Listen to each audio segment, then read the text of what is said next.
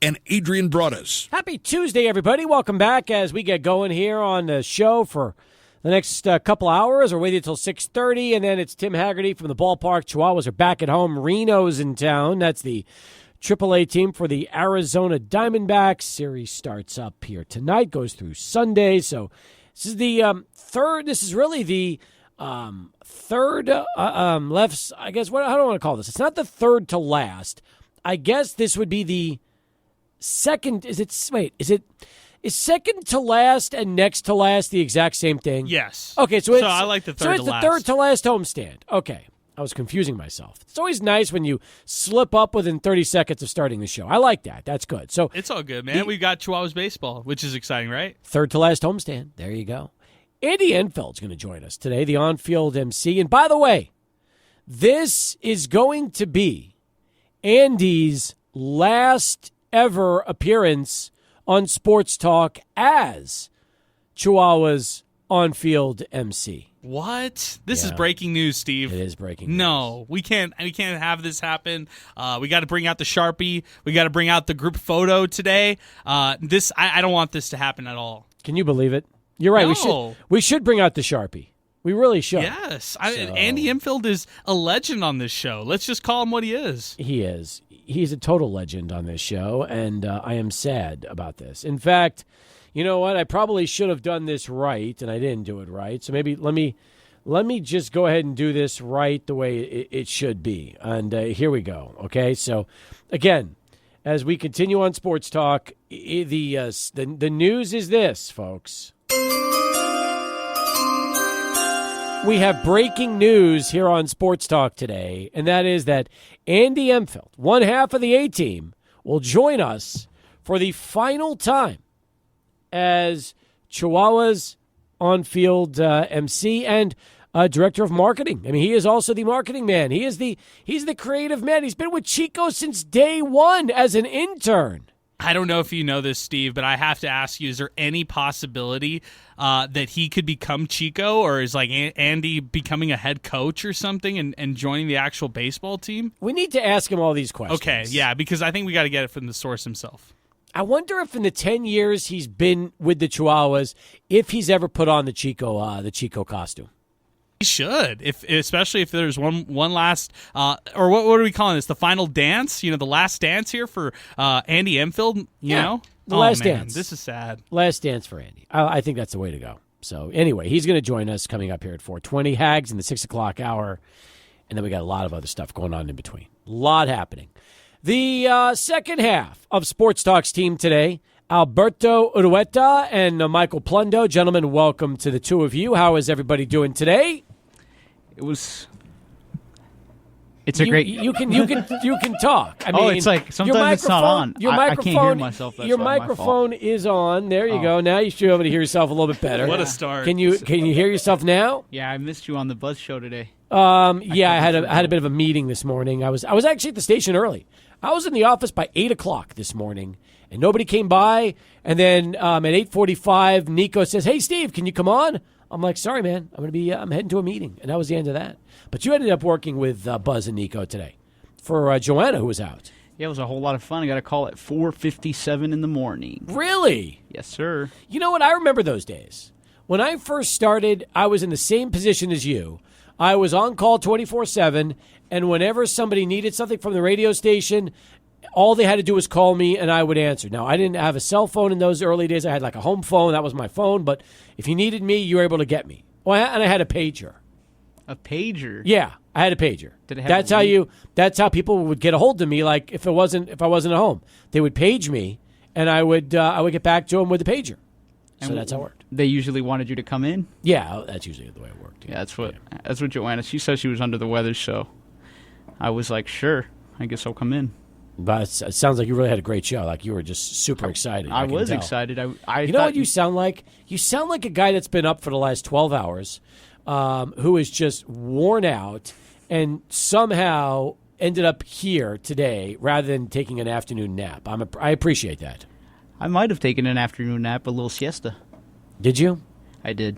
Okay. I tried to. Do you feel better after a nap? Sometimes. It's hit or miss. It's either I'm super grumpy and I want to sleep more and keep napping, or I feel energized. I'm ready to go. But rarely am I. What was it like today? Was it the grumpy, super grumpy, or was it the energized version? No, it was the energized version. That's good. I have a lot to do, yeah. Yeah, okay. Michael Plundo, welcome back. This is your final week here, and before you go back to school in Lubbock, how's everything going with you? Everything's going good. It's a little chaotic right now in the Plundo household as, I'm getting ready to go back to Lubbock next week on Tuesday. I'm packing all my stuff, getting my personal belongings together, and it's my sister's birthday this week at Friday, so we're cleaning the house because we're having a party there for her. So it's been a little chaotic week here, but we're back at it every day. Just out of curiosity, how old's your sister? She will be turning 9 years old. Okay, so as a baby sister that you have, does it usually take a week to clean the house before the party? Because, like, I don't know about you, but in our household, if we have a party, we usually try to get started on it like the day before. And the fact that you're working out on a Tuesday for a Friday party and saying you got to clean the house makes me wonder, what does your house look like when you don't host parties? Well, I mean, it's a zoo because, I got a little brother as well who's 6 years old. So, it's a little bit of a zoo here. They're running around playing in the playroom with all their toys. My brother's a big Mario Kart fan, so he'll be playing that on the TV. So, our house is always it's an eventful every day here at the Plundo household. And it's going to be a sleepover party for my sister. So that's why we're kind of starting on it early. So just, we can be ready by the time it's there, and just been helping my mom with that. Will you be part of the entertainment? Are you, is one of your jobs as big brother to make sure that the kids this weekend have ample entertainment when they all come over for the sleepover? Of course, I'm the big brother, Steve. I got to make this party to remember for my sister because, these are the memories that you look back at from a couple years. So I want to make sure this is, what she wants it to be. Do you have other brothers and sisters, or are these are it for you? These are it for me. Oh, man, that's amazing. So you grew up basically an only child, and then all of a sudden, when you were 11, 12 years old, here comes your baby sister, and then a few years later, here comes your baby brother. So now you've got a unique role. It's almost as if, I don't want to say that you're in the parenting role because you're not, but the age gap is so wide where I'm sure for you, it's got to be a completely different feeling than if you were, younger growing up with siblings. Yeah, for sure. When I was, I want to say about 10 or 11, I'd always get that question all the time. Everybody would ask me, oh, do you have younger siblings? Like, no, I'm an only child. And then that changed within a year or so. And then my baby sister came. Her name's Catherine. But it's just been great. They're a joy to be around. I'll let my brother on my PlayStation. Sometimes we'll play Fortnite or Madden together. He likes to use the Steelers. So I think I'm doing something right here, Steve, right? Oh, that's good. I'm happy for you, man. I'm happy for you. All right, let me get to the phones right now as we get started here on the program, 505-6009. Let us welcome aboard Domingo to the show today. Domingo, how are you, man? Hi, Cappy. How are you? Wait, Domingo, are you pushing buttons again? What's wrong with you, Domingo? What are you doing here? You just the button. I'm calling from my house phone. Domingo, you just got on the show. You just got on the program. Come on now. Okay, now how's everybody doing? I tried to reach you on Friday, but no luck. And yesterday, well, there was craziness on my cell phone, so I decided to call you from my house phone. Sounds like you're in the toilet. Are you calling me from the John, or is there just a very large echo from the room that your house phone is in? Okay, I'm done, but I do want to talk about what I wanted to say for Friday. Hang on. He doesn't even answer me. Hang on, this is not good. Now listen. Rule number one, when you call into a radio show, when the host asks you a question, you can't just laugh off the question and pretend like it was never asked and just move on to your topic. You got to ask. So I just am curious about one thing, okay? As somebody who has experience talking in the bathroom, I want to know, are you or are you not in your bathroom right now as you're calling us? Okay, Cappy, you got me. Oh, good. I'm happy. You see that? I'm telling you what. 27 years hosting this radio show, and I can still spot a call from the bathroom. And by the way, I mean, I just hope that, if we make it easier for you in the bathroom, that's even better. All right. Don't worry. That sounds I'm home alone, great. buddy. Okay, well, I wanted to talk about from Friday, which I missed it. Did everybody saw the final ceremony on Sunday? I'm probably the only one. Although, I don't know, Alberto's shaking his head. They might have seen the replay of it, but I watched it live, yes. Yeah, I did flip around on Sunday between 5 and 9 to see who was going to do commercials. It's obvious. Canal 5, which Televisa had the rights, went all the way, and NBC, I only saw it once, just one commercial. Weird, huh? As weird as you calling in from the bathroom? Nah, not really. But okay, keep going. What else you got? All right, and then now the summer soccer's over. We already know that Spain won big. Spain won the double. And for France, unfortunately, they lost big at home again. Yep. They lost big at home again. But still, I'm happy for Spain. I said to myself, would it be funny if a European team won the Euro and the gold medal at the same year? I think my prediction came true. I think so too. So I feel. I think you're right on there. At least it was a good summer of soccer. It had everything. It had every drama, controversies, double championships, and everything. And now we're closer to the commence of the main European soccer season, and we're not end the first half of Liga MX, and then. Oh, I'm very sorry. What's going on with the buttons again? You got the buttons happening in the middle of the call while you're in the John on the phone, on the landline. What's going on with that? I don't know. I don't know what's going on. But all right, I don't know either. But look, I got to let you run. Appreciate the phone call. Thanks for starting us off today. Domingo, everybody. Domingo calling us from a landline in his lavatory. That's where he is. That's where he is getting in on the program today. Adrian, he had a lot to unpack there, but you know what I love about Domingo?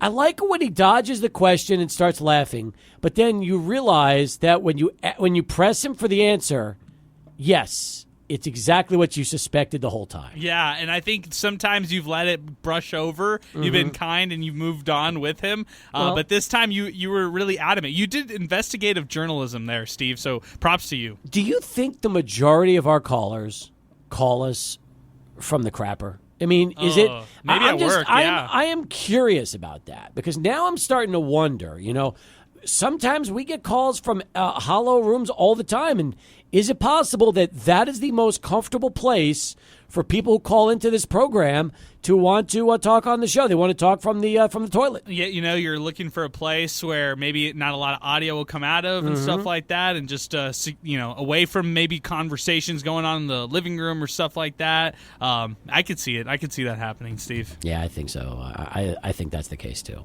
Anyway, well, one of these days we'll figure out what's going on with Domingo's phones. But in the meantime, hey, we got Andy Imfeld right around the corner as Sports Talk gets started. Let's go to Charlie 1. He's got our first of many traffic updates this afternoon. Charlie, how we doing? That's right. And by the way, today is a special day. Not only is Andy Imfeld here with us like he's been all season, but for one day only, the A-team has reunited here for the last time on this show because Angela Olivas is back with Andy. Yep. As Andy makes his final appearance on this radio show as a member of the El Paso Chihuahuas. Who knows? Maybe we'll get him on and he'll be our Pittsburgh correspondent. That could happen. Yeah, don't say never. Well, I mean, you never know. You could. Who knows what's going to happen with you? But hey, welcome back, and Angela, welcome back as well. Thank you. Good to see you, and I'm happy this appearance brought you out of retirement for a week. It did. Andy's like, hey, one last one. I was like, oh, I'm going to cry again. We've known about this reality really all season, and what's amazing to me is that you've been here for practically the entire season since one half of your team, your fiance, who you met while here at the Chihuahuas, has left and is in Pittsburgh working for the Steelers. And a lot of us knew, well, it's just a matter of time. Let's enjoy it while we have him here. And we've been lucky enough to spend the whole year with you up until now. And I think that's a blessing in itself. Yeah, 12 games that I'll be missing, which I'm, of course, heartbroken that I'm going to be missing these last two homestands. But we're going to make this week a good one and have some fun and 6 more games of me here in El Paso and yeah, just going to soak it in and enjoy it. Well, I'm happy for you. Congratulations on Thank the you. opportunity and going closer to home, which I think is important. We'll talk more about that when we wrap things up with you. But you tell me, is it set in yet? Have you started reflecting on this, or have you really? Will that probably be more like this weekend when you realize you're heading into your final homestand? Yeah, it's definitely, yes, feels real, but doesn't at the same time. There's moments where it does and doesn't, go back and forth. But definitely this weekend, once we hit the Friday, Saturday, Sunday final 3 games, it's gonna hit harder. So, Andy, if you could kind of reflect back on your origin story, which we all love, we all love the origin story. We've heard it on this show. Yes. But to where you are now, like what a journey, right here at the El Paso Chihuahuas. yeah, so I grew up in Burbank, California, right outside LA, and I graduated with my marketing degree at Fresno State and moved here to El Paso for the very first season in 2014 as a temporary 6-month tenured intern. Yeah. I was only going to be here for 6 months, and thank goodness I got the opportunity to stick around a little bit longer. And being here and learning from our leadership, Alan, Brad, and Angela, really gave me that kind of kickstart to have the best place to begin my career. And leaving 11 years later, 1/3 of my life, leaving as the director of promotions and community relations now. Man, you've left a huge impact on the franchise, on the city from all the great years you've been here. But I think also, like, are you going to make one last trip to the karaoke bar and maybe have like a farewell going away karaoke night? Because I know that when you were not early in your earlier years, when you were not at the ballpark, we might find you out at a karaoke night with members of the Chihuahuas having a little fun on the mic. Yeah, it's funny. We were actually talking about that on the ride over. Maybe we got to go to one last one. That is, in the early days, I had volunteered. I want to be the MC. I want to be the MC. So I know what you're getting at. And then one night, it was Aaron's at the time on Mesa. We sang "Shout" by the Isley Brothers. It was me and my intern Matt Micah. And Matt Micah didn't end up really singing too much. I kind of just took over and tore the house down. And yeah, there's a chance we head out. It's now Tequila Mockingbird, but there's a chance we head on over there for one final go. Good. We have questions for you, by the way, before we start on this homestand. Have you ever, over the 10 years you've been here with this team, have you ever spent a game in the Chico costume? I have not. Is that something that you might want to cross off the list before this homestand? He's been Chico before. Yeah, I've done it before. Oh, so you have been Chico. Never for a game. Yes, never for a game. But never for a game. Yes. And That's the question. The answer to your question is absolutely not. Okay. No. What about on the baseball side? Did you ever one day just think, you know what? I think I could chalk up something a little bit better than what the manager is doing right now. Thinking, hey, maybe I could fine tune a pitching tact here or there, or maybe I can get this hitter out of a slump with something that I picked up on. There's one time, it was years ago, and I'm not going to pursue it this week, but I was very close to catching a bullpen because growing up as a kid, I was a catcher.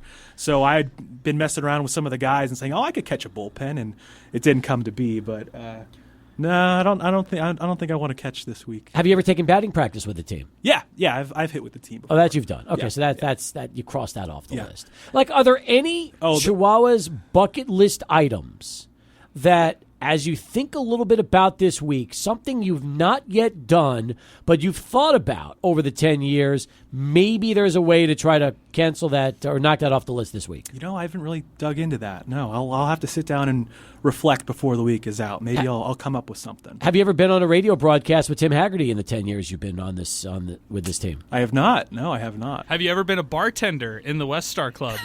Kinda, I guess. Yeah, we would do those spots in the big doghouse. Yeah. Oh, that's good. Have you ever participated in any of the contests that you've emceed during the games? We have. I haven't done it during a game, but we would always, with our game day staff, get everyone together for a morale party or whatever when the team's on the road, and we would. Wait a minute.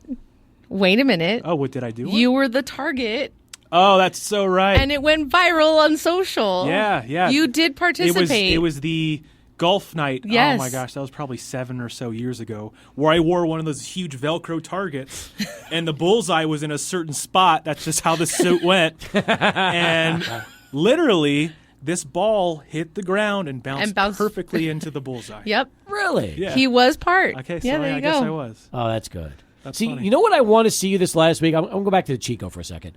I want to see you get into the Chico costume, race the kid, beat the kid, and then pull the hat off, and it's you showing everybody that you're going to one last hurrah as Chico beating the kid in the bases race. Yeah, I don't know if I can do that. Yeah, no, Chico's Chico, and he's a good sport about these things. But he's my best. True. He's my best bud, so I got to cheer him on, of course. And you know what else? It would freak out kids if they saw somebody take off the Chico head and it was you, and people would be wondering, like, is it always been him? How could he be the doing all on-field of MC it? Yeah. and Chico at the same? Kids would have millions of questions. You would send panic in the world of Chihuahuas baseball. Yeah, that'd be pretty funny. But no, I'll let Chico do his thing this week. I'll step back from that. Okay, fair enough. Let's talk about the homestand. It starts tonight. Reno is in town. Tonight's Taco Tuesday, presented by Cazadores. One of my favorites. Tonight, by the way, will be the beef roll tacos. Yep. Last time I was at the ballpark, I had the beef roll tacos, and so did Alberto. The two of us would chowing down on those beef roll tacos. Thoughts? What do you guys think? I like them. Yeah, Good. Now, I'll say this. I do prefer the jalapeno crema over the salsa roja. I agree. Last time I was at the ballpark, they didn't have jalapeno crema. They only had the salsa roja. So I tried it for the first time, and I said, not bad, but I like the roja better. Yeah, we'll give the jalapeno better. you give the roja an A, but that jalapeno crema is an A+. It's so good. So you just can't compare them. It is. Do we know what beers are on special tonight or not yet? I haven't been don't know. told. No. Nobody ever. You guys don't find out till you at the ballpark. All right. Yeah. Last time it was Bud Light, so I was curious as to what that was going to be. We also have $6 Cazadores as well. 2.5 hours after gates open. So that's tonight's deal with Reno. Tomorrow, seniors eat free. Seniors eat free, and it's actually our final evening Wednesday game of the year. Right. That's a good point. The next 2 Wednesdays are going to be our day games. So if you want a Wednesday night game, come seniors eat free, of course. Gates open at 5:30. First pitch 6:35. Good to see that the weather's finally starting to cool off, right? Oh, absolutely. I'm like, come on, can't we get out of the 90s already? I know. It's almost September for crying out loud. 100%. Yeah, but it looks like it's going to be a solid week for the weather-wise. Well, no rain, which is nice. Yeah, we like that. I'll say this: muggy humidity at the ballpark is not It's fun. nasty. Yeah, agreed. All right, Thursday, the 6-4-3 double play Thursday, presented by Speaking Rock Entertainment Center, guys. And the team will be wearing the margaritas on Thursday. So I think it's our second to last margaritas day. I think we have one more in the final 12. But the team will be wearing those uniforms that pay tribute to the Strawberry Margarita, and a fun night. So join us. And then Friday night is Friar Friday and Fetch the Fun Friday, presented by 93.1 Kiss And there's FM. a duffel bag giveaway. It's not on the website yet. I noticed that today. A surprise for Yes. Friday. It's a very nice item. It's a cool gym bag, red, black. Go onto our social. I bet it's there. Actually, if you go to the homepage, you'll see it there too. All right, hang on. Let me go. I'll scroll all the way back here to the beginning now. Let me go to the homepage. Okay, and All just right. click. I I see think the it's the fourth media wall. Let me see. That's the thing for Friday, Saturday, Sunday. I guess I got to go back. Keep going. All right, hang on. Oh, there it is. there you Very go. nice. Yeah, it's a very cool bag. That is a nice bag. Featuring a Chihuahua script on the longer side and Yep. then the dog head on the front. Oh, so it's a double-sided bag. Well, Like yeah, on the one- logo's on, so it's on the other side. Yeah, on the other side. So that's so you've got at least something on both sides. Yeah, it's a very great bag for the gym. It's pretty good quality as well. So. Gates open at 5:30. First pitch at 6:35. And hey, that's. And by the way, if you ever wanted to come to the ballpark and have a bag that's not a see-through clear bag, this is your night. Duffel bag giveaway night. Yeah, this is one that unfortunately you guys won't be able to bring back into the ballpark, but you get to enjoy it out into the El Paso community. That's Friday night again with Reno in town. All right, we'll talk about the weekend in a moment. We're at the bottom of the hour. More with the A-Team as Sports Talk continues. But first, right back over to Michael Plundo for this bottom of the hour Sports Center update. 5:30 gates open. First pitch at 6:35, which takes us into the weekend. All right, Saturday, fireworks spectacular. And by the way, if you love one-hit wonders, this is the night for you. It is. And we have songs from every decade, so it's not just specifically older songs or newer songs. It's going to be an array of lots of fun one-hit wonders. Now, question for you. Who picked out the one-hit wonders? It was the marketing and promotions team that's you. that just brainstormed it all together. Well, yeah, I have a team with me that helps brainstorm Very and come good up with team. these ideas. All right, I am going to ask you if this song is, as an example, we're going to play a little game. Is this song in the gosh. one-hit wonders, or We built this like a month ago. I'm going to have to see if I remember. Okay, so here's my question. Ready? I'm going to play this for you right now, and you're going to tell me if, in fact, this is in there or not. So here it is. You ready? Let me just get this thing ready. Cue it up, and you tell me if this is going to be in the mix. I just died in your arms tonight. There I it don't. is. I don't know if it is. You ever heard this song? It I've might heard. be. It might be too Die. slow. Well, you'd have to start it a little bit after this part. Yeah. You'd have to start it right here. Arms tonight. Do you know who sings this song? I couldn't tell you the artist. No, I know. That's why it's a one-hit wonder. I've heard the song many times. This song is from the band called Cutting Crew. Okay. Anyway, all right. So it'll be songs like this, Exactly. songs that are, And Songs like choreographed. Let's remind our fans, hey, it's choreographed too. It's not just we just put them out we're there not in just the outfield. We're and not just playing blow a 'em up. track and blowing up fireworks. There's a method to the madness. It would be kind of interesting if there was no method whatsoever, and all you did was just play weird one-hit wonders and blow a bunch of stuff up, and be like, "Wow, that's the craziest fireworks show It could ever." be. Oh, other teams do that. I Yep. know that for Do sure. they really? Oh, Yep. yeah. Oh, I didn't know that. So not everybody is as advanced as Chihuahua's fireworks. Yeah, knowledge. yeah. That's what I mean. Rod has a full-on system and backhand database that he can build these shows. And it's a pretty big production. Sunday night, Bark at the Park is back. 6:05 first pitch. Gates open at 5. 12:05. No, it's 6. Is it 6? Oh Yes. shoot! I'm Okay, looking right off the 6:05. website. Yeah, so, no, it is. yes. This is the The last next one. This is the last That's right. evening Sunday as well. So it's the last Wednesday and it's the last Sunday, and then these last two homestands, you're going to go day games on Sunday and day games on Wednesday. That's Correct. correct. Yeah, both those would be 12:05 p.m. Okay. First pitch. Also, $5 kids meals. Kids run the bases afterwards. Presented by the Hospitals of Providence and Bring the Dogs. Is this the last Bark at the Park, or do we have one more? This is the final. Yeah, this is the last Bark of the Park. So last chance to bring man's best friend to our nation's pastime. I know. Do you have a dog? I do. Are you going to bring the dog on Sunday? I've thought about it, but again, I'm running around so much. But you know what? My folks are here Parents too. are here. Maybe they can hold him. Yeah. But he's a big boy. He's like an 80-pound. Oh, even more reason to bring Yeah. him. Just have a So- chance to celebrate with him. Yeah, we'll see. We'll see how the week goes. He's stressed. The house is a mess right now, so we'll see. We'll see how it is. When do the parents come into town? They got in yesterday, actually. Oh, so they're here with you now for this homestand. yeah, they're going to be here, going to every game most likely. Is Yeah, this week. the first time they've traveled for a series, or have they done this before? No, they've come to games regularly over the years. Oh, they have. Oh yeah, But this one's going to be a maybe little not. different. I don't think they've ever gone to 6 games in a row. Yes. because typically we would line it up with a weekend that we're away, so I could actually spend time with them. I understand. or vice versa. So Okay. but they've been to many games over the years. Now, Andy Imfeld is here for the final time, along with Angelo Levis, the A-team. It's an emotional time for us all, and we reflect on Andy and everything he's done, being a part of us and the team. Is there any particular moment that stands out when you've done this for 10 years now?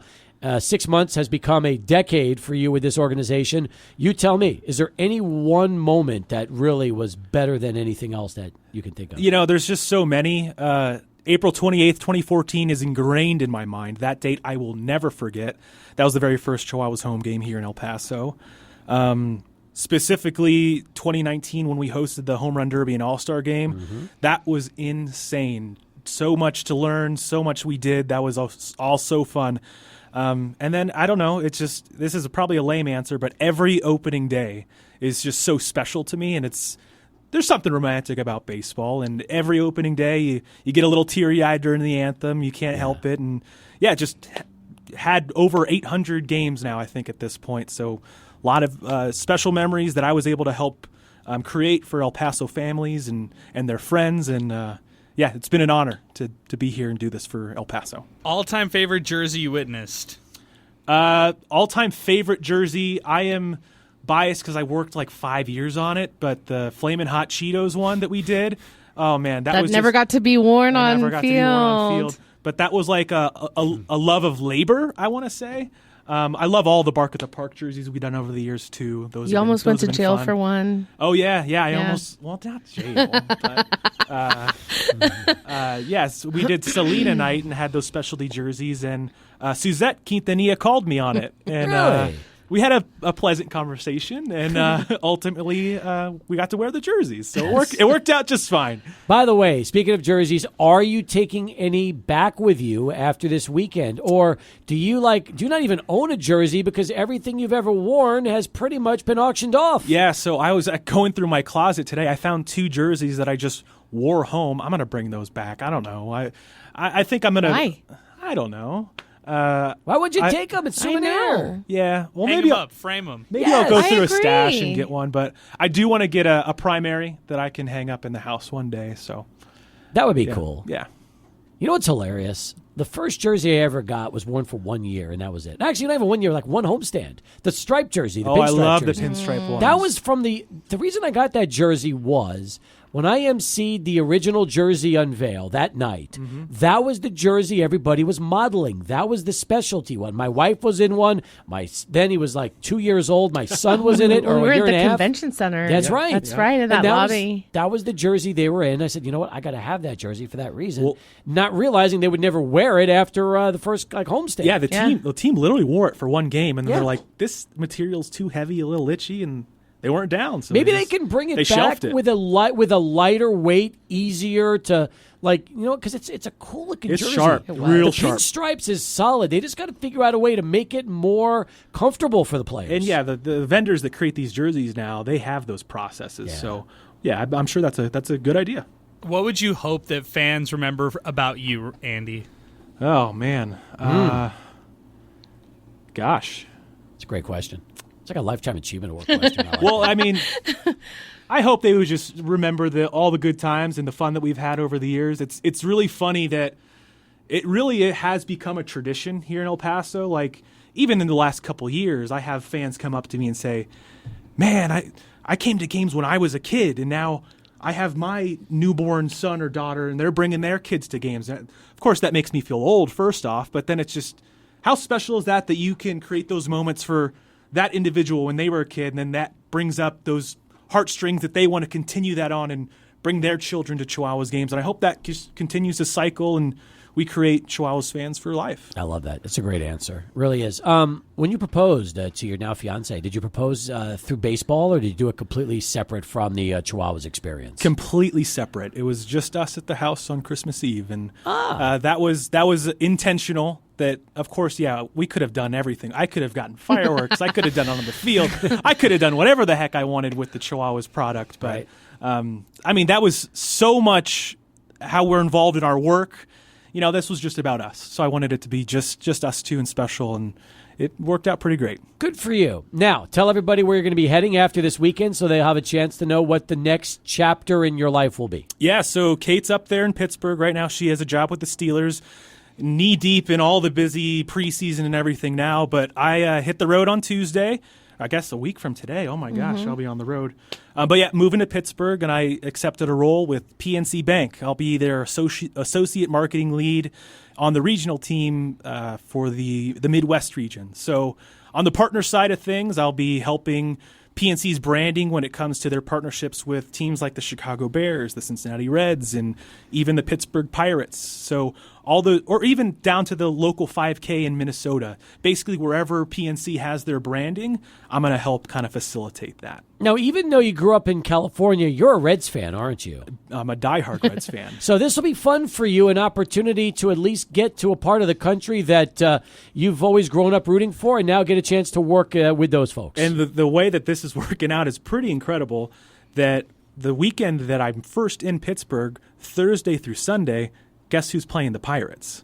Cincinnati Reds. So Nice. we already got tickets, and Kate, my dad, and I are probably going to go Friday night and take in a game. I haven't gotten to take in a game in a very, very long time. Good for you. Have you been to Pamanti Brothers yet? I have. Yeah. What do you think about it? What do you think of the idea of putting fries in a sandwich? I need to try a couple more food items. It was a lot. Yes, it's a very heavy sandwich. Yeah, we just split one of the sandwiches, and I'm sure I'll grow fond of it eventually, but it was a lot to take in for that first try. And I know they have a ton of great burgers and stuff like that as well. I did the same thing with you. I split the sandwich with a beer, and I was like, that is a lot of food. It's a big sandwich, yeah. It really is. But it was good. It was very good. Well, I got to tell you. Angela, would you like to say anything on the air about Andy before we wrap up our time together? I'll cry.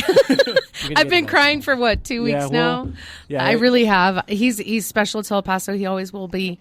And special to the organization, and we're going to miss him a ton. I've already told him that how much I'm going to miss him, and I'm going to start crying again because it's like losing a child, I've watched him grow up since he was, 23 years old? I moved here when I was 22. 22, and he's leaving, a grown man, and it's like... I just keep telling myself I'm sending him off to college, we're just proud of him and everything that he's accomplished and since day one. And we couldn't be more excited for him and his future because it's Andy, and you want him to succeed, and he will wherever he goes. And Kate's an amazing, amazing person. And he's going back to family because Cincinnati also, he has family there and his brother's over there too. Yep. So he's not just... He's leaving one family to go to another, but he's always going to be a Chihuahua. There you go. I like it. Well said. Jaime Moya just got in on Twitter and X and said, "Tell Andy we are wishing him good luck. Thank you for making great memories for us here in El Paso and for keeping us entertained. See him in Pittsburgh in October. We will be there for Steelers versus Cowboys. Let's go to Primanti Brothers for lunch. My treat," says Jaime. Let's do it. Yeah, I got that is fantastic. A buddy of ours, Mike Raimundo, that's working for the ballpark as well. Yeah. He's coming out for the game too. So, but thank you, Jaime. Really appreciate the thoughts. And yeah, let's try and link up when you're in town. I feel like Jaime echoes really the words of so many El Pasoans. Listen, we loved having you here. Just our relationship over the years. You've been nothing but great for us to work with. You've done it. You've come by every week. You've always tried to make it as great of an experience for us and for all the fans. And we wish you nothing but the best, man. Congratulations on your time here, and best of luck on the next phase of your life. Thanks, Steve. Really appreciate it. And I'll say it again. It's been an honor, El Paso. Thank you. Awesome. He's Andy Imfeld, folks. He joins us here on Sports Talk. We'll come back, wrap up hour number 1 right after this. On the Plundo Farewell Week Tour. Speaking of farewell weeks, the only difference is Plundo's coming back. Probably back with us in December for the holiday break, and then he'll just pop in, and I don't know, maybe we'll have some games. The only downside with you coming in December is it's bowl time. So normally we air bowl games, but you might still be around for some of those live radio shows before the bowl season hits, which will be good.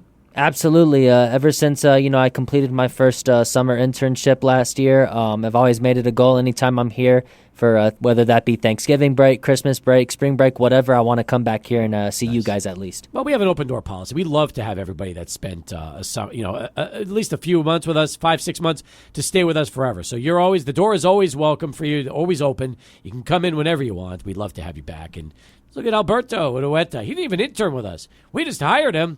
And you know what? He's here. Like, he worked the morning show shift with the Q and decided to pop back in. And, man, you know what the best is about Alberto?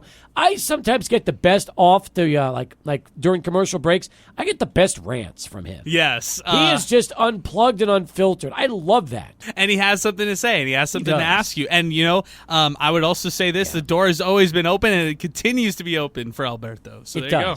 That door's never going to close either. By the way, Michael Martinez, a great photo collage that he put up of his daughter and Andy Imfeld, who he said she is his number one fan. Love that. And it's so cool because it's like photos through the years, because probably from when they first started till now. And, she's such a fan of his that as she's grown up, she's always wanted to take pictures with Andy. How cool is that? Oh, man, that is such a cool story right there. Shout out Michael, and I'm so happy the fact that, his daughter is a big fan, and I'm happy that Andy could bring them a lot of excitement as they go to the ballpark. Yeah, me too. And I'm telling you, those are the kind of messages we're getting on Twitter and X today. So cool.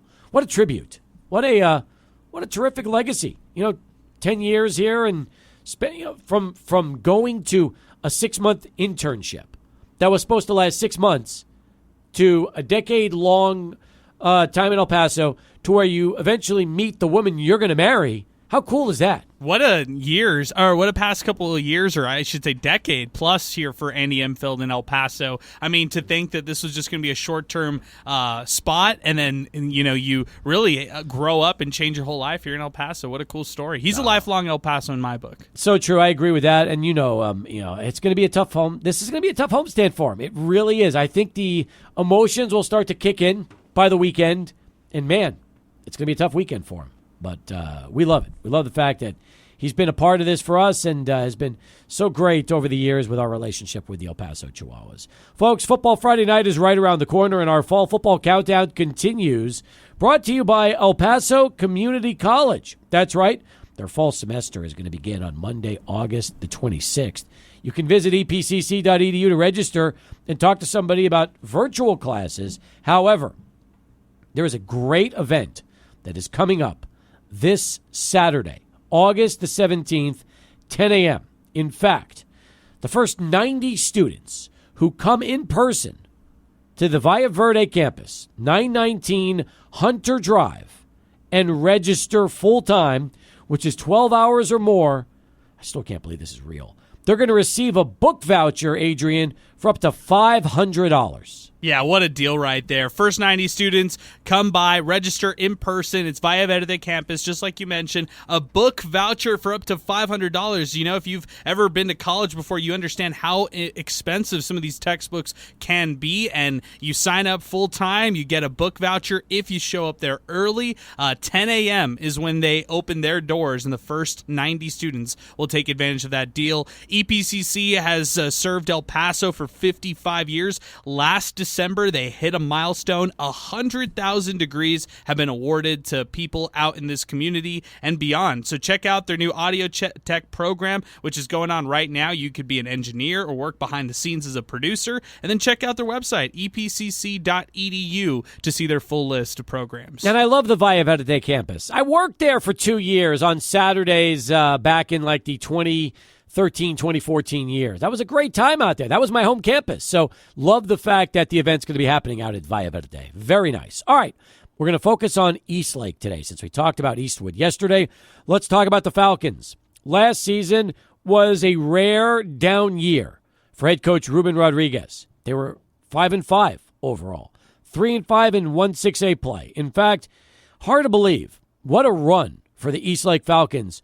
They were in the playoffs every year since 2012 until last year. So the question now is this, Adrian, can the Falcons bounce back and return to the postseason this season? Yeah, it's going to be tough, right? I mean, we're talking about a stacked 1-6A. We're talking about Eastlake squad right here. While they do bring back some talent from last year, defense has got to grow up, and we're going to have to see how they do, in non-district play. I really like Ruben Rodriguez, and I like the system that he's implemented out in the Eastlake over the past couple of years. Feel like they're very versatile, and that brings me to their starting quarterback. It's going to fall on the shoulders of Luke Lamelli. He's somebody who's been a varsity quarterback for the past 2 seasons, so since he was a sophomore, and he's entering a senior year here with this Falcons squad. Junior Trotman is one of my favorite athletes all across El Paso. Last year, he racked up 4 touchdown catches, was a very strong receiver, but can also help you out in the run game too, so look to him to be relied upon in their offense.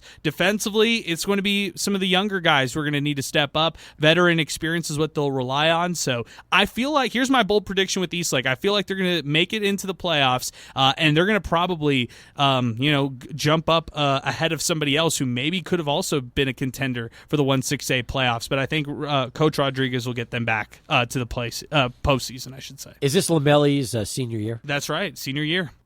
Other than Trotman, who are some of his other weapons on offense? I mean, you got 7 guys back out of 11, so who are some of the players that will help carry the load? Yeah, I like guys like Chris Garcia. He is somebody who comes in with a lot of experience. Their offensive line is going to be stellar, so look to one of their toughest offensive linemen, Andrew Flanagan, to be kind of a go-to guy. Josue Herrera is another guy in that receiving game, run game, who could help them out. So, yeah, you've got some guys with experience on that offense. Meanwhile, we'll do a different team profile every single week, brought to you by El Paso Community College. All right, you heard it on SportsCenter at the top of the hour. J.J. McCarthy gets hurt it's a weird situation because we didn't even know about this after the game. In fact, the word was he played well with the Vikings, and people had reasons to be excited. The last thing you thought about was a torn meniscus. Wasn't even in question after the game. So when we heard that he needs knee surgery, that's a blow. It's a blow to the Vikings and obviously to Aaron Rodgers. Now, because I'm having this ongoing bet with Lane Frank about Sam Darnold, this does make things a little more interesting. It really does. Because Darnold will be thrown into the mix now.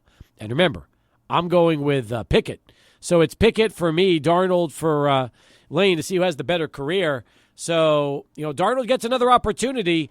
But I also wonder, now, without J.J. McCarthy, does this mean an even larger dose of the running game? Or will this be harder for Justin Jefferson to try to, dominate with Sam Darnold throwing him the ball? Or better yet, does it not even matter? Because whether it's Darnold or McCarthy, it's not like you got Aaron Rodgers firing bullets. So it's going to take a while no matter who it is. I'm interested to see the impact of this McCarthy injury as far as the Vikings go. I find this so interesting because Kevin O'Connell right here is entering his third season as head coach for the Vikings, and he's 20-14, which is just above 500, Steve. And you figure if he has another down year, actually, you know what? I'll scratch that. There's no excuse. I don't care if it's McCarthy. I don't care if it's Darnold. Maybe they go out in the trade market and trade for somebody. I feel like there's zero excuse for this team. They've got talent all across skill position players, but they have a lot of variables that are affecting them here in the preseason. The Jordan Addison suspension that could come their way, and now you're hearing the meniscus tear from J.J. McCarthy. What if out of the gate they're really bad? And conversely to the Sam Darnold argument, what if he's terrible out of the gate, and we're talking about this team like 0-4, 0-5 to start off the season, or maybe 1-3, 1-4 at best, and they start struggling, Steve? Do they get scared and panic and then trade for somebody else so they can try to sneak their way into the postseason? There's nobody left as far as free agents go unless you want to go grab Ryan Tannehill. No, there's nobody. No, You're right. you've got Nick Mullins and Sam Darnold. That's who you're going to have to roll into 2024 with if you're the Vikings, and that is a bit of a tough situation for them right now, because I'm sure they would love to get a veteran backup quarterback that can help out and provide a little leadership. But remember, the game plan originally was Sam Darnold was going to start the season and then most likely ease their way into J.J. McCarthy. Now it just means you're going to roll with Darnold and Mullins and hope to God that's enough to at least provide some support for the passing game. What does this mean for Aaron Jones? We could see a larger dose of Aaron Jones if, in fact, the passing game struggles to get going. Yeah, I just feel like if you're a team with an Aaron Jones on a one-year deal with Justin Jefferson, who you're paying more than any other receiver across the NFL, your window's now for some of these skill position players. Why not go with a low-risk player who already has a lot of experience? Maybe go, and I'm not telling you that this person's going to maybe set you to the postseason, but if you're giving a sixth-round pick for somebody like a Taylor Heineke, Steve, maybe you're doing something like that just so you can have experience at the quarterback spot instead of having to rely on Darnold. There's just not a lot of arguments out there that can convince me that Sam Darnold is a right fit for the Vikings here, even if it's for the short term. And we don't even know how long McCarthy's going to be out. He could miss the whole season. Right. It's one of these weird surgeries where until they get in and really look at the knee, that's when they'll have an opportunity to decide how long he's going to be out. He could come back later in the year. He could miss all of 2024 and be ready to go in 2025. And you don't want to rush him. You never want to rush a franchise player that's coming off major knee surgery. So that's just something you can't do. So this is going to be a very tricky situation for Minnesota and how they really navigate at this point. Yeah, if they're mediocre to bad, Steve, what if they just say they just say no, we're not going to play McCarthy all season long. We're good. We're just going to let him recover fully 100%. We're going to focus all on 2025. That'd be a shame to some of the one-year guys that they've got, including Aaron Jones, on their roster. So I would hope that they try to be more of a contender than a team who's just, we're in rebuild mode right here. Kevin O'Connell entering his year 3 right here. You got to show some progress. It kind of makes you think, what if they just kept Kirk Cousins, Steve, and just paid him? That's what I was thinking too. What if they just kept Kirk Cousins? They would have solved all of this. I think what really aggravates the situation is our first couple of games are not against easy teams. They open it up against the Giants at New York, and then they travel to San Francisco. Or no, they host San Francisco. They host Houston. They go to Green Bay. They play the Jets. They play Detroit, and then they play the Rams. That Rams game is probably their easiest one on October 24th. I don't know. You ask Adrian. I don't know if the Rams are going to be as an easy out. Let's just say this: they're going to be better than people think. I'm not ready to give up. I'm not ready to give up on the Rams. So when do they have an easier game? They opened up against the Giants. That's their easiest game. Yep, I would say that. And then after they play Detroit, Tough. the Rams, and the Colts Tough. on November 3rd. Yeah, there's no easy layup these days in the NFL. Every game is tough. So This is a tough Vikings team, guys. I mean, look at their defensive coordinator, Brian Flores. He was recently a head coach. He doesn't want to lose anymore. Like, they've got to win now. This is the window right here for this coaching staff, for the front office. They want to win now, yet they have so much uncertainty when it comes to the quarterback spot. El Paso Visuals Deportivos has an idea. The Cowboys can make a trade with the Vikings and send Dak Prescott there for draft pick trade, like a draft pick deal. Remember the last time the Cowboys made a major trade with the Vikings? True Cowboys fans know those draft picks led to 3 Super Bowls. Yeah, he's talking about the Herschel Walker trade that went down in the 80s, and it set up the Cowboys nicely to draft the triplets and ultimately put them on track for that dynasty run in the early to mid-90s. Wow, with a lot of space in that offensive line and a running back like that, and the receivers that Dak would have in Minnesota, all you have to do is have the perfect script for him come postseason time with Kevin O'Connell. And then just turn the team over to Trey Lance, right? Turn the Cowboys over to Trey Lance. Man, if you were watching this Sunday, I would not be beating the Trey Lance drum right now if I was a Cowboy fan. Unless you want the first overall pick in the draft, and then you can let Trey Lance handle it, let CeeDee Lamb sit out the whole season, and go get yourself a franchise quarterback after the year's over. Maybe Carson Beck, next Dallas Cowboys quarterback. Could you imagine? All right. Possibly. 18 past. Let's go to Charlie 1 for traffic. When we come back, how can you win a Win the West t-shirt? We'll tell you about it next as Sports Talk continues. Well, see, the Paso Metroplex, first of all, Gateway East to Giles, a lot of backup here. We have a crash. Left 2 lanes are blocked here. Gateway East to Giles, very busy area there. Far east side, Joe Battle and Montwood, we have a crash, and PD busy with that one. Busy intersection there, Joe Battle and Montwood. Then also Gateway North at Allerthorpe, here we have a crash, and the northeast side, Gateway North at Allerthorpe, give them room. You're tapping the brakes here, right, and he's cutting through the Reynolds area. But keep in mind also, we still have Trans Mountain closed, eastbound lanes Trans Mountain at about Pasilda North. That's where they're going to detour you. They're still doing it. I see them, they still have the barrel set up and detour there. So Loop 375 eastbound, that's blocked. You can go westbound, not eastbound. Leo's Restaurant, 7520 Rimcon, approaching 78 years in business. We have the flautas, fajitas, gorditas, chicken and mole, chile con carne, much more there on the menu. Home of the first papilla. Thank you for choosing Leo's Restaurant, 7520 Rimcon. I'm Charlie 1600 ESPN El Paso.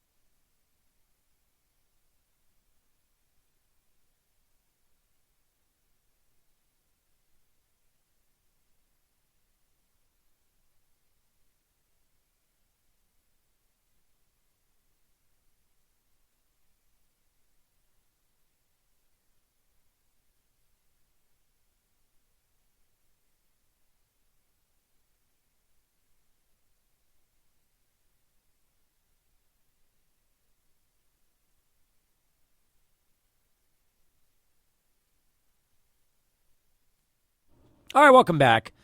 22 past the hour. Tim Haggerty is going to join us less than an hour from now. Get ready for a little Chihuahuas baseball. Before we tell you how you can win the Win the West t-shirt here on Sports Talk, what a job by Paul Sandoval and Minor Vision for putting together the latest UTEP video. It dropped earlier today on Twitter and X. In fact, since then, it might now be on Instagram and YouTube. It wasn't earlier. It was only on Twitter and X. And I saw this video, and I said, wow, this is really, really well done. And if you haven't seen it, I wrote about it on the website today and put up a rare article at 600ESPNElPaso.com, so check that out.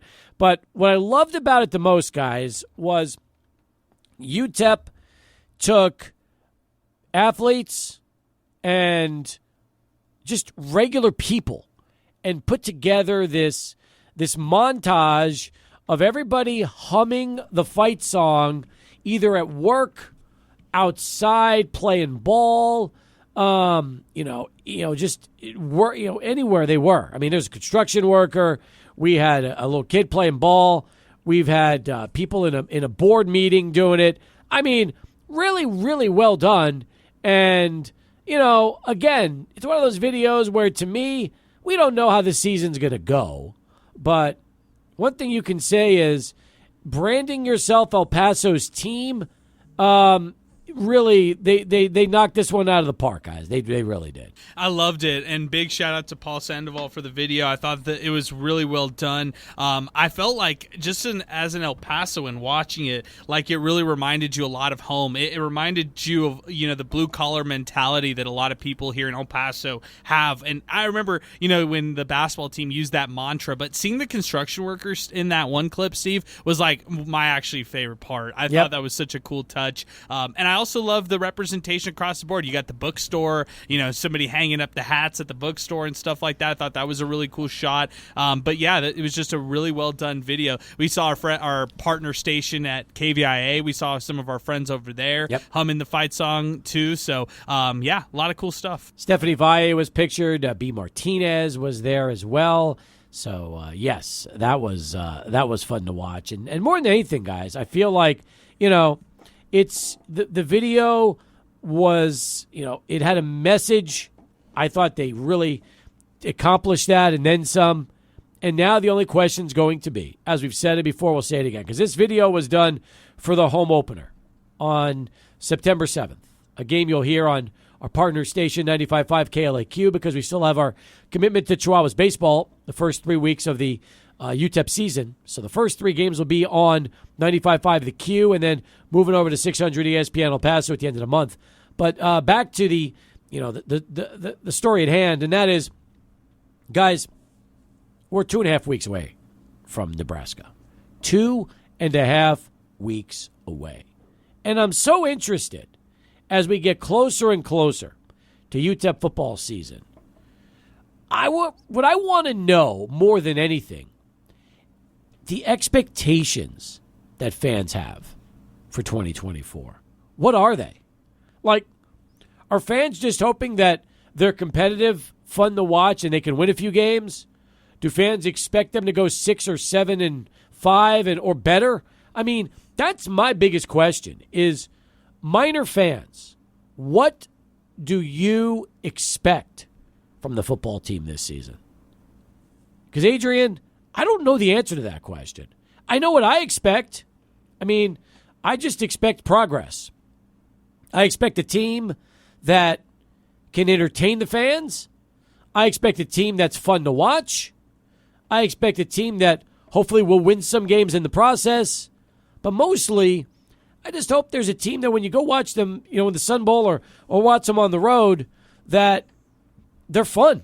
And you say, boy, you know what? You want to see this team win games, but man, they're putting on a great show, and we like what they're doing, and it's only going to get better from here. That's what I'm hoping for. A lot of the excitement or lack thereof the past couple seasons, I mean, people always would call in on Sports Talk, Minor Talk, and say how disappointed they were with the offense. They thought it was very predictable. They thought it was very vanilla over the past couple seasons. So my expectation is for that to completely change. Now, will that translate to wins and losses? I don't expect it to. I really think out of the gate, the Miners are going to to struggle with that tough road test, we're going to get to see, who's going to be the go-to guys of this team, across the board on offense and defense. And then we're going to also see where their struggles lie and how they adjust with that. So I know they want to stick with one quarterback for the whole season. I know they've got that 3-3-5 scheme of a defense. So a lot of newness with this program. So that's my expectation, to see the newness, to see it in on full display,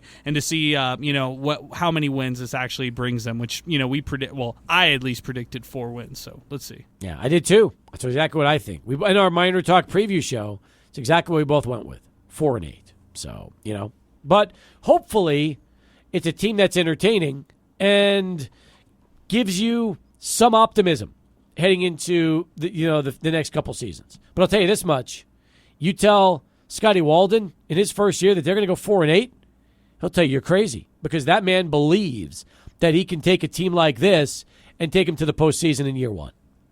Yeah, I mean, that's the confidence that this coaching staff has. They're in it for the long term, but they also want to win now. They know that they have an older groups at some positions. Yesterday I got a chance to talk for the first time to Jalen Shelton. He's been in college football for a while now. He got a chance to a cup of coffee here with West Virginia. Then he gets a chance at the Tyler Junior College level, Steve, and so now he's over here at UTEP after a season over at Texas State. So a guy who's journeying through a lot of different colleges and actually wants to play. So, yeah, you got a lot of that across the roster. 29 past the hour as we continue here on Sports Talk. We'll get back to the phones in a moment, but before we do, let's say hello to Michael Plundo. He's back with this bottom of the hour Sports Center update. Appreciate it, Michael. Thanks very much. All right, let's go to the phones right now, 505-6009. Here is Big Cat wanting to get into the show for the first time. Big Cat, welcome aboard. Thanks for the call. How are you? I'm good. How are y'all today? Doing well, thanks. Now, you want to talk a little Sam Houston Bearcats football? Correct, yes. Sam Houston Bearcat football. Let's do it, because we've talked about them over the years, because their head coach, somebody that we know a lot about, Casey Keeler, considered one of the class acts of the game, and a guy that's been on the rise for a while. You tell me, is this going to be a year where you could see the Bearcats kind of turn the corner and transition to a postseason? I definitely think so. We have our new renovations coming with our stadium right now. We've been picking up a lot of transfers. We picked up some Liberty transfers, and a lot of just big FCS programs as well transfers. Like we had a 4-star middle linebacker from UT that transferred in. So I definitely think we're going to be bowl season eligible this year. I'm wondering about the quarterback spot, because it looks like on paper, on offense, the Bearcats have a really talented wide receiving core, and wide receivers can go a long way. So who are you hearing is going to throw the football? Because they did get Jace Bauer out of Central Michigan in the portal. Is he the leading candidate to take over the starting job this year? From what I'm seeing, it's either going to be Jace Bowers or Grant Gunnell. From watching, some of the Sam Houston, I don't know if it's like the Cat Fund, and there's another big article account on Twitter. DJ Bailey looks really impressive as well, too. He was the 2-time state champion from DeSoto, Texas. But then again, you have Grant Gunnell, who holds the all-time record for the Texas passing. So I think all three are in the air, but definitely leading to Jace Bauer or Grant Gunnell.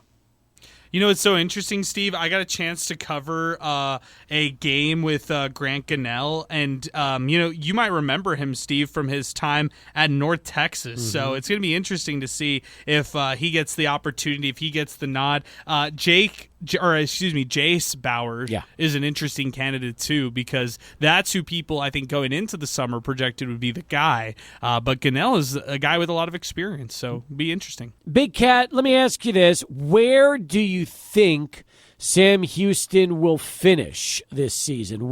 Give me a record and where you think they'll finish in the standings. Oh, I think, what did I have some friends. I think I said 7-4, somewhere around there. Well, 7 wins. Wow. 7 wins would be a big. I think probably 7-5 because you got 12 games. Yeah. So 7-5. There we go. So 7-5, go to a bowl. Yeah. Do you think Sam Houston's going to come in and beat UTEP this year?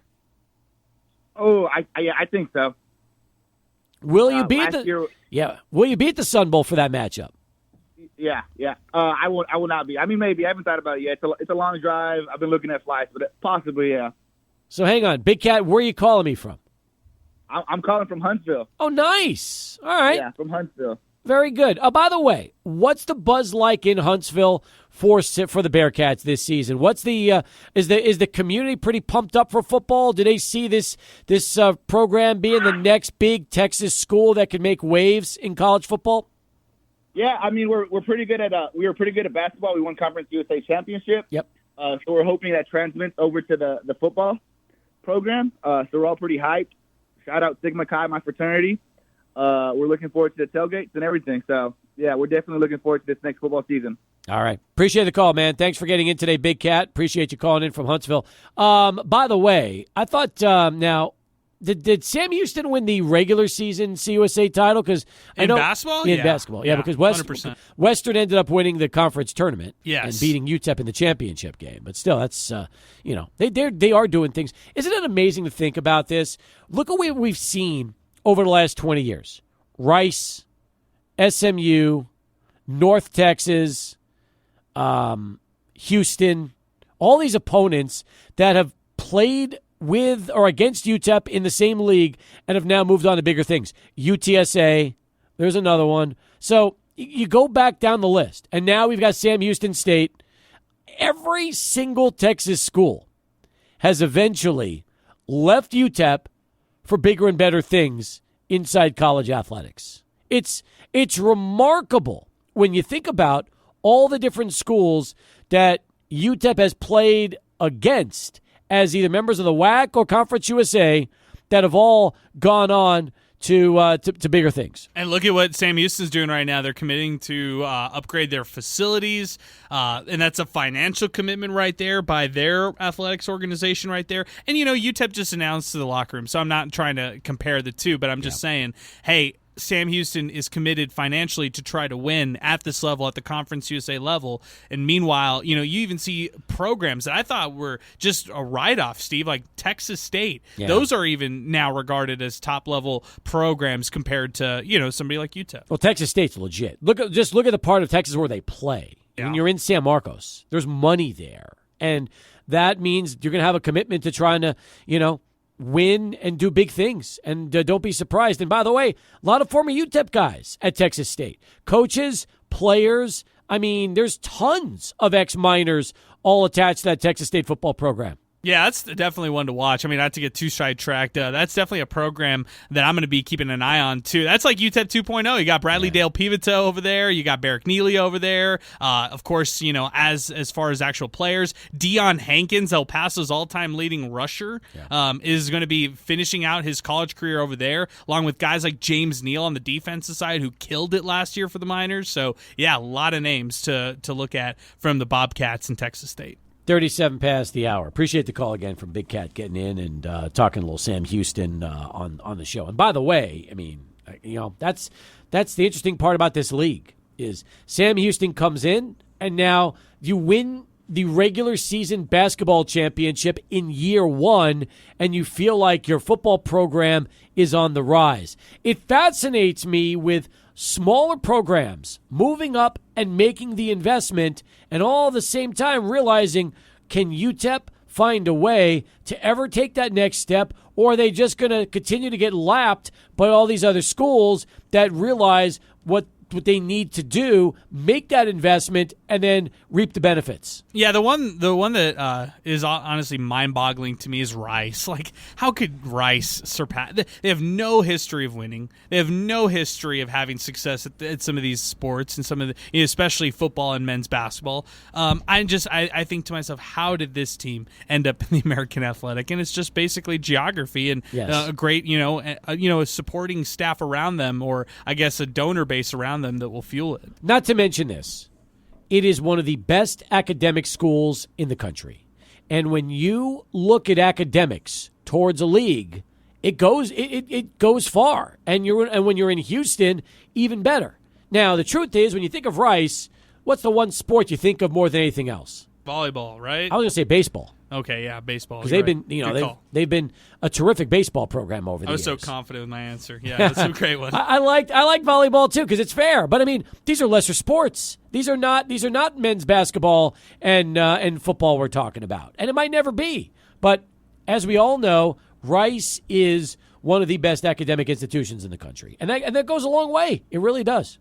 People care for that, and especially conferences at the highest levels. The APR, all of that really matters to them at the highest levels. So, yeah, it's schools. I think I have my cap of envy, Steve. Mm-hmm. Like I'm looking at these other schools across Texas, and I'm like, why can't UTEP be on that same level? I'm with you. All right, we want to give somebody right now, before we go to break, a chance to win a Win the West T-shirt, courtesy of the Oscar Arieta Agency. In fact, the first person that gets through to the show at 915-505-6009 that gets the answer to this question will win the Win the West T-shirt, thanks to the Oscar Arieta Agency. Okay. If you've had the opportunity to watch the latest UTEP athletics video regarding El Paso's team, the story I wrote about earlier today at 600ESPNElPaso.com, in that video, you see Paydirt Pete. The question today for the Win the West T-shirt is, what jersey number is Paydirt Pete wearing? That's what jersey number is Paydirt Pete wearing in the El Paso's team video that was put up earlier at 600 ESPN El Paso. If you haven't seen it, go watch the video, check out the Paydirt Pete portion, and get into the show. 505-6009. First caller in wins the Win the West T-shirt, thanks to the Oscar Arieta Agency. There you go. I like that. Wow. So you'll put clip this. Yeah, we will clip this. That's for sure. So you will have Scotty Walden. I'll make sure he hears this too. His face will be tattooed so he could stare at the pickaxe on the other. So he'll be on your other calf then, right? So you have two. So one calf already has the pickaxe. The other will be Scotty. Absolutely. I almost put Bob Stoll on my calf, too, with his sunglasses. So, I mean, it's there.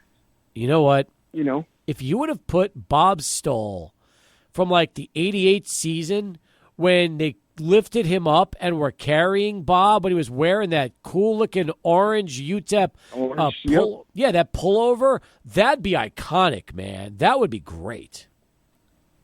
I've got plenty of leg space. I can do it. I'll put them both together. And we probably have great tattoo artists that could really give you a pretty good resemblance, right? Oh, yeah, definitely. Man, I like that. Joe, what's your favorite hashtag you use? What's your of all the hashtags you throw out there on your tweets, what's your personal favorite? Well, for my kids' sake, Brock is my OG. He's my firstborn. That's why I say OG. And then Zane is in training. He is our rainbow baby. So he came along 7 years after Brock, and he's following in his footsteps. So that's why those two correlate with each other. And then everywhere I've been, my hashtag's always been where I rep from. Previously, it was California, and then before that, it was in Houston, H-Town. So everywhere I've been, it's always been repping from, because I want people to know that we're all over. Miner fans are all over. We rep from everywhere. By the way, now that you're in Colorado, is that probably going to be the city you stick around in for a while, or do you think you'll eventually move again? Steve, that's a good question. I'll have to answer that later, but there might be a move in the future. Okay. Well, in the meantime, come back home this month. Hook up with us when you do. We'll get you the shirt. What size you need? 3X. All right. Big boy. Adrian, 3X for Joe. I got a big 2X, so there we go. Big 2X. Yeah. All right. We'll make it look good on you, man. We'll make it look good. You're going to love the shirt. Shirts are fantastic. So is the presentation and everything about it. Congrats on the trivia. And thanks for getting on the show today. It's good to hear your voice, Joe. We'll continue to read your messages on Twitter and X and throw all those hashtags out. And maybe I'll even be in a good mood now that I've spoken to you, and I'll give you a little more love on social.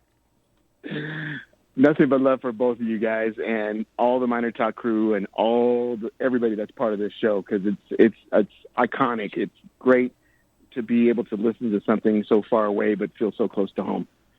Joe, Thanks for calling in, man. Appreciate that, and we'll look forward to seeing you soon when you come into town, all right? Take care. Sounds great. There he is, the Joe Chacon, getting in on the program. Love that. And the fact that he said that if and when the Miners win a bowl game, he will put a tattoo of Scotty Walden's face on his other calf. That is ultimate UTEP love right there. You realize that. Very impressive, Steve. Very impressive. Face tats on a calf there. I'm just so sad Sal Montes isn't here to hear this one right now. Me too. He'll react to it, though. You know it. By the way, the next time we see Scotty Walden, we need to tell him that we already have a listener who has agreed to put a tattoo of his face on his calf when he wins a bowl game for UTEP. That's right. I mean, hey, we got the recording to prove it. Maybe the next time I interview him, I just have to pull out the audio to let him hear it and then hear his reaction. I don't think Joe is going to be wanting to he's. If you've ever seen Joe, what he looks like, he's not going to change his mind. He loves ink and he loves UTEP. And trust me, if this guy wins a bowl game for the first time in 57 years. There will be no problem whatsoever adding his image to his calf. That's for sure. I think he's part of the Miner Inc. crew for a reason, right? I'm with you on that one. Hey, we got 30 minutes to go. We have Dallas Cowboys update, top of the hour with Christy Scales. Coming up next right here, 600 ESPN El Paso. What a great crew we have as well. Alberto Dueta, Michael Plundo, of course, Adrian Broadus. The Plundo going away party will be later this week. How ironic that years from now, when Michael thinks about when he left us after spending a summer, he can tell his grandkids, I left when Andy Imfeld left with the El Paso Chihuahuas. We left the same week. Yeah, I'll tell you, that's a good man to share a name with. Especially, I went to the Chihuahuas' first ever inaugural game back in 2014, and it's just been great to see Andy at his craft, giving us entertainment. And I wish him nothing but the best in Pittsburgh. Oh, that's awesome. That is awesome. By the way, you know what I did? I mean, I don't know if any of you guys did this. In 2014, were all of you living in El Paso in 2014? Yes. Okay, and that means, let's see. Alberto, you were 15 in 2014? Yes. Okay, Michael, you were 11? Yep. And Adrian, you were 16? 17, yeah. 16, okay, 17, right. Did any of the three of you go in April of 2014 to Tucson to watch the Chihuahuas play before they started here at Southwest University Park the end of April of 2014?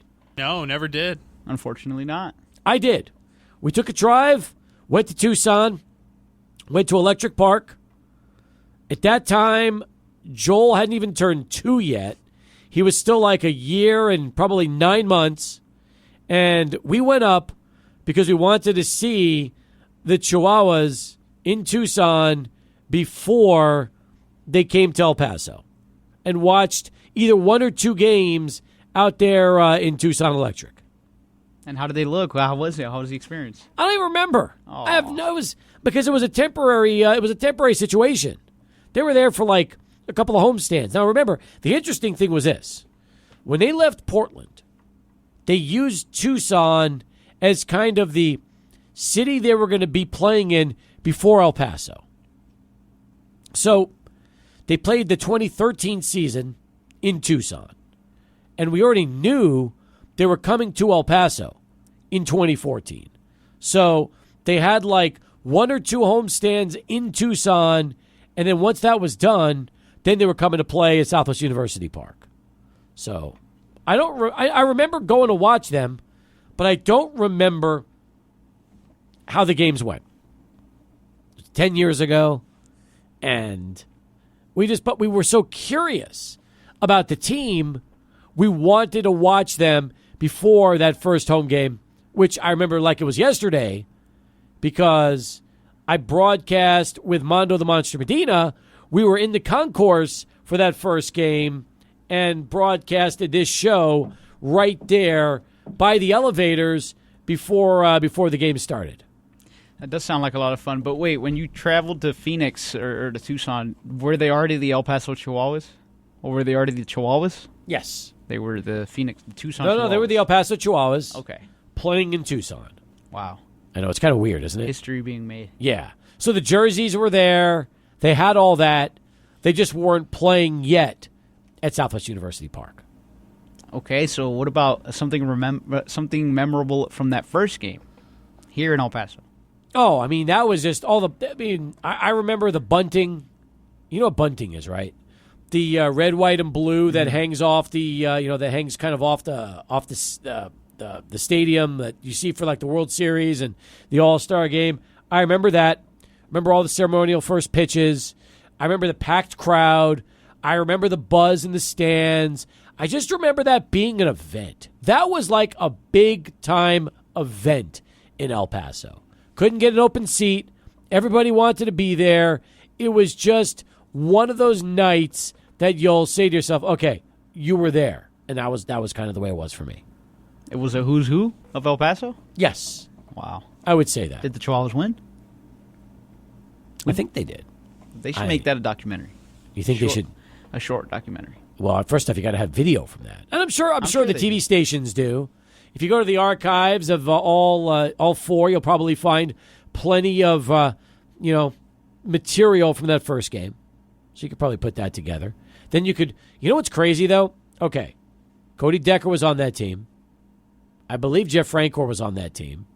The manager was Pat Murphy, who's currently managing the Milwaukee Brewers. You have other individuals. I would have to look up and see who was on that 2014 Chihuahuas team. But they were, that would be kind of cool to think back and realize this is already 10 plus years since the Chihuahuas debuted. Little Jonathan Galvez, Steve. How about his name? A little Jace Peterson. Don't forget about him. Rocky Gale in that inaugural year as well. I like that. I like some of those names you're bringing up. Some really good names that you're looking at for this team. I'd also say, for that first year, Steve, I thought everything was just, it made me feel like, because I was a young person who loved sports in El Paso and went to every UTEP game I could go to. And when I went to that opening series, I remember back in 2014 feeling emotional to the point of like, man, this is now a new chapter in El Paso sports. Like now we get to truly embark on this new, and I got a chance to go to Cohen Stadium, watch Diablo's games out in Northeast El Paso, and I loved it. And now the fact that we got baseball back in El Paso, a city that supports minor league baseball at a high level, we take it for granted. Just the fact that it's here on a Tuesday evening in August, we take these games for granted because when we didn't have these games to go to, it was pretty lonely summers, as a sports fan in El Paso. No, you're right. And it's funny, too, because I'm looking at that very first season now in 2014 and looking at some of the players that were there that year. Cody Decker hits 27 home runs that first season, knocks in 79 batters. Francor, we said. Retired the jersey. That's right. That's right. They should. Should that be the first jersey number they retire, 14? Yeah, I think that's the right one. 14 for the year they opened, 14 for Cody Decker. Come on. It works. You know what's funny? I have 2 replica jerseys, and they both have 14 on the back. And it's not for Cody Decker, even though he'll probably tell you it was because we became close years later. But no, it was because 2014 was the first year of Chihuahuas baseball. So that's why I have really cool. 14s on the back. I love the number. I also loved Jason Lane. He was my favorite player that year. He was the guy that I would go to, and I would think to myself, man, this guy has so much big league pedigree. Oh, yeah. To see Jason Lane throwing as a pitcher that first year, that was fun stuff. Yeah, because he came up as an outfielder with the Astros. He wasn't a pitcher in the big leagues. Right. He was an outfielder, and a power-hitting outfielder at that. You know what's funny? One time I went to take photos, and I brought my cameras to the game those first couple of years, and I took a lot of photos. And one year I took pictures when Jason Lane was pitching.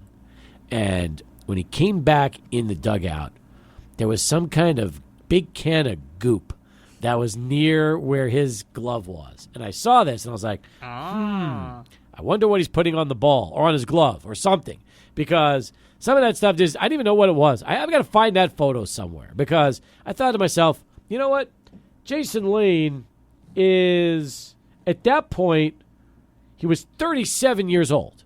So I'm wondering, what is a 37-year-old doing as he's pitching to try to get a little extra something on the ball? And I remember taking the photo, and I remember saying, that's cool.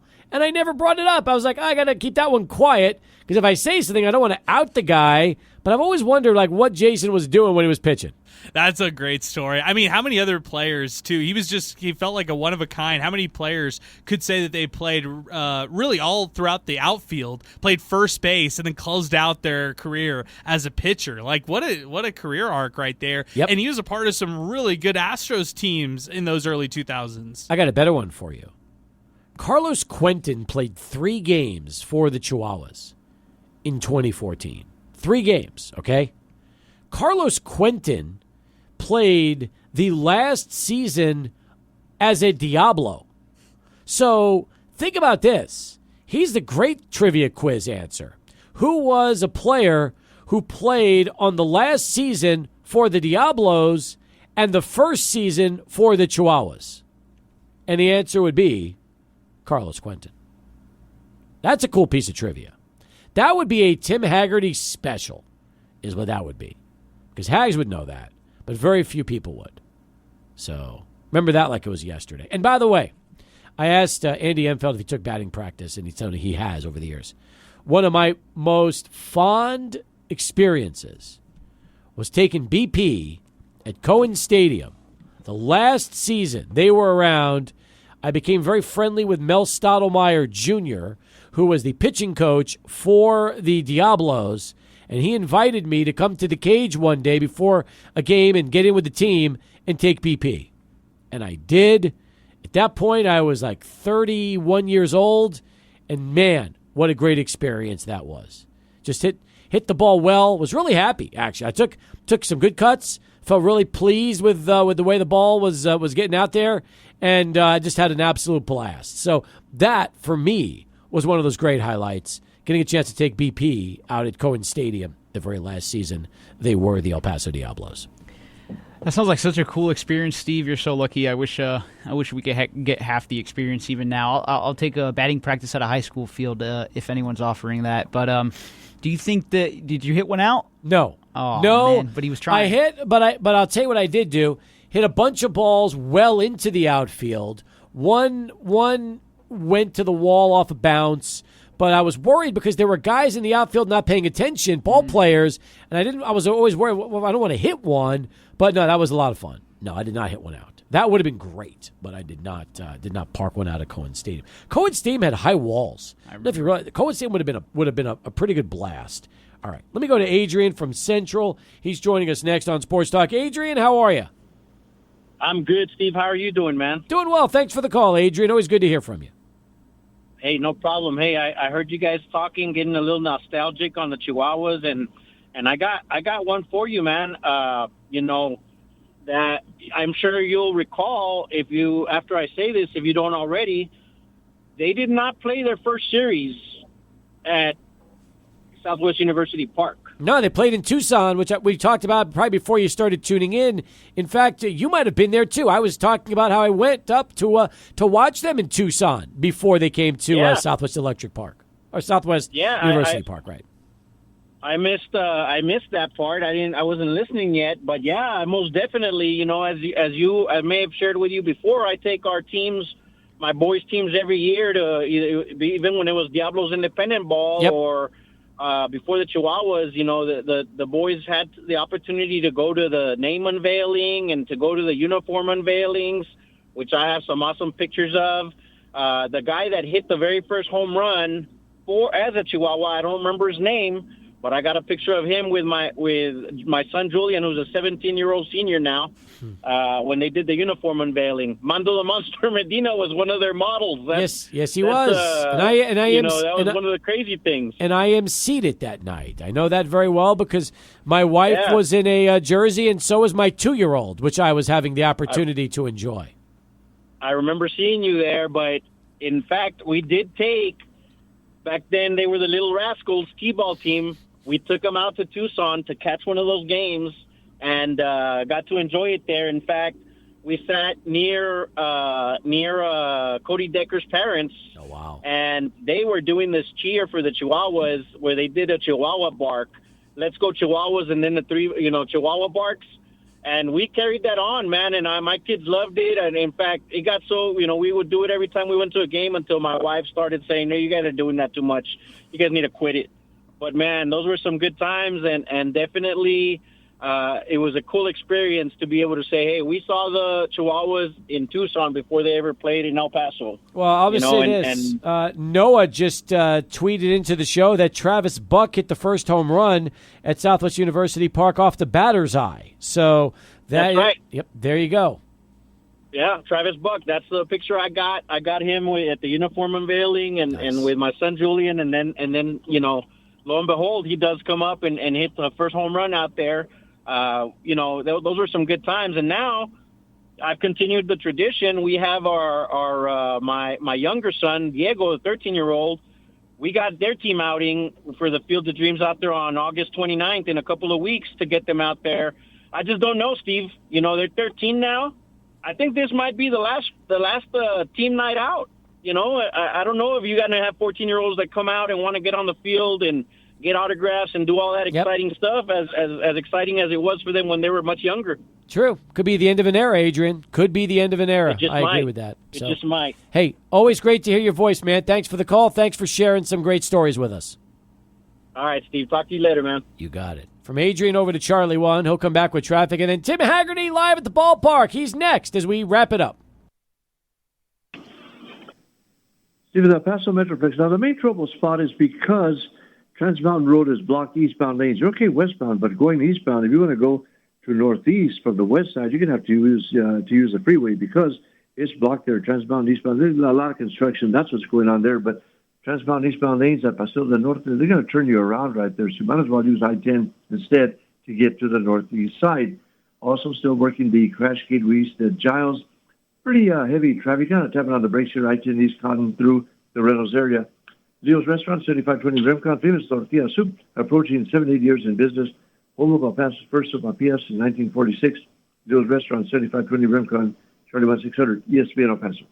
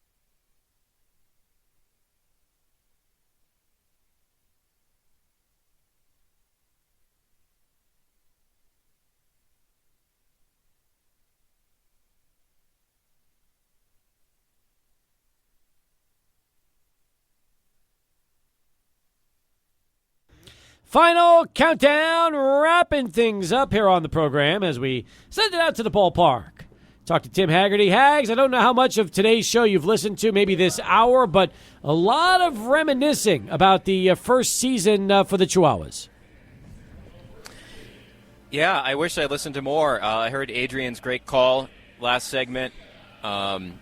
Just a reminder of how special the fans are, that they know so many player names and so much trivia. And to add on to a story that Adrian, your caller, said, Travis Buck was the batter for that first ever Chihuahuas home run at Southwest University Park. It hit the batter's eye at center field. Yep. And Buck had Major League time. This is a guy that was up with the A's for a couple of seasons.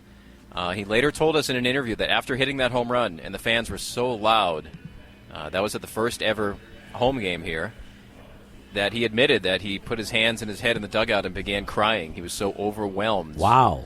That he was part of such a memory for the fans here. And he said, in an interview, he said, next to my Major League debut against Felix Hernandez, that was the greatest moment of my career. Incredible. That's awesome. Yeah. That's a great story. Yeah. By the way, when Tucson hosted El Paso as their temporary home field for that first series in April of 2014, was the team still wearing El Paso Chihuahuas jerseys, even though they hadn't yet opened up at Southwest University Park? Yes, they were. They played the Reno Aces. They wore the El Paso jerseys. Mm-hmm. One of the things that comes to mind for me is the Chihuahuas' first ever ejection was at one of those Tucson games. It was Jorge Reyes, a pitcher. And then also in that series, Cameron Maben, a rehabbing Padre, got thrown out of a game. But that was in the middle of that 24-game road trip in April of 2014. But they wore the same Chihuahuas gear and everything. They did, and that was... It was very unusual for me because I was the broadcaster in that ballpark just the fall before, wrapping up the final Tucson Padres game, and then to be back there calling Chihuahuas games months later was interesting. And it was kind of like the pseudo-home. For whatever reason, Southwest University Park wasn't ready to go the middle of April, so it was that long road trip, but those counted as home games for El Paso. Exactly, yeah. Those were 4 home games, and that announcement was made in the winter. I think it was just in an abundance of caution, dotting the I's, crossing the T's. As it turns out, it was a good idea. Things were still being finalized here to open on April 28th. Mm-hmm. But, yeah, I'm trying to think in my head, speaking of trivia, if I could do it in order, the length of that road trip. It was a 28-day road trip. And on a personal note, my wife bought our home during that time. So on April 28th, 2014, I woke up in Sacramento. I flew here to El Paso, and I had never been to this ballpark or my home. I had never entered either building. That's a crazy story. What were you guys just like renting before you bought the house, or living in a hotel? Yeah, we were in an apartment, and she filed all that paperwork and everything when the team was on the road. She knew much more about that than I did, so I trusted her to find the right house.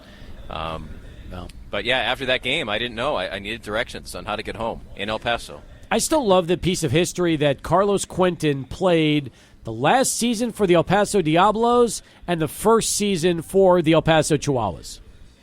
Yeah, he was a rehabbing Chihuahua down from the San Diego Padres that year. Talk about him.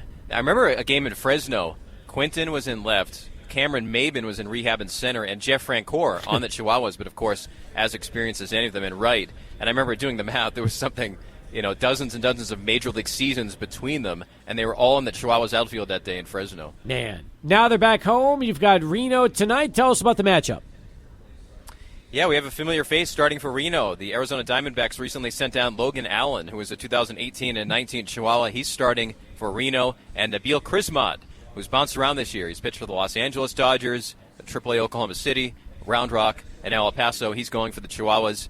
It was a tough series in Sugar Land. The team won 2 of the games, but could have won a few more, I think. Any chance we could get, during this homestand, Andy Imfeld to spend a few innings with you in the booth? He's never done that before, and as we all know, this is his farewell week with the team. Yeah, Andy just told me that today. I understand he was on the air with you and signed the board and the radio station. So, he did. That's correct. That is correct. Yeah, I'd love to have him on. I know his responsibilities as the on-field host have him doing some things, but I'm sure we could find some time, and would love to have him. He's been such a great part of the game day experience. I wonder who's going to, have the tough role of filling that role and what things will be done with that. But He's also part of the front office here. And it's funny, Steve, when Andy started, he was just like, 22 years old. He was this young kid, and now he's an adult who's engaged, and time flies. Love is in the air with the El Paso Chihuahuas, folks, is what Tim Haggerty is telling us. All right. Good stuff, my friend. We'll talk to you here at the bottom of the hour on the pregame show. We'll do it again tomorrow, right back here, 4 o'clock. For everybody with Sports Talk, I'm Steve Kaplowitz. Chihuahuas baseball's next.